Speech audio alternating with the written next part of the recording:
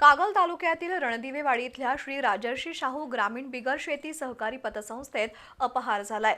मुदत पूर्ण झालेल्या ठेवींची रक्कम परत मिळावी या मागणीसाठी काही ठेवीदारांनी सहाय्यक निबंधक कार्यालयासमोर आमरण उपोषण सुरू केलंय।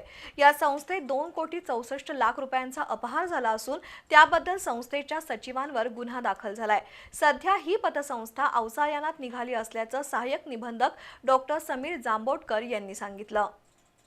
कागल तालुक्यातील रणदिवेवाडीतील शालन अशोक चिखले, त्यांचा मुलगा विनायक चिखले यांच्यासह काही ग्रामस्थांनी राजर्षी शाहू ग्रामीण बिगर सहकारी पतसंस्थेत ठेवी ठेवल्या आहेत।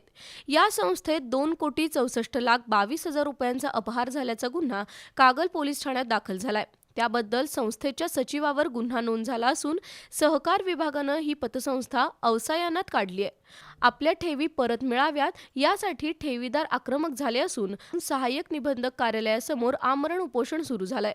त्यामध्ये शालन अशोक चिखले या वृद्धेसह अन्य ठेवीदारांचा सहभाग आहे। काबाड कष्ट करून जमा केलेले पैसे परत मिळालेच पाहिजेत अशी मागणी करण्यात आली आहे। दरम्यान कागल पोलीस ठाण्याचे निरीक्षक गंगाधर घावटे आणि सहाय्यक निबंधक डॉक्टर समीर जांभोटकर यांनी ठेवीदारांच्या भावना समजून घेतल्या। पण आंदोलकांनी जाब विचारताच दोन्ही अधिकाऱ्यांनी आंदोलन स्थळावरून काढता पाय घेतला। त्यानंतर सहाय्यक निबंधक जांभोटकर आणि ठेवीदारांची बैठक झाली। ही पतसंस्था अवसायनात गेली असून संस्थेच्या सचिवावर गुन्हा दाखल झालाय। पण सचिवाच्या नावावर कसलीच मालमत्ता नसल्यानं अपहाराच्या रकमेच्या वसुलीचा प्रश्न निर्माण झालाय असं त्यांनी स्पष्ट केलंय।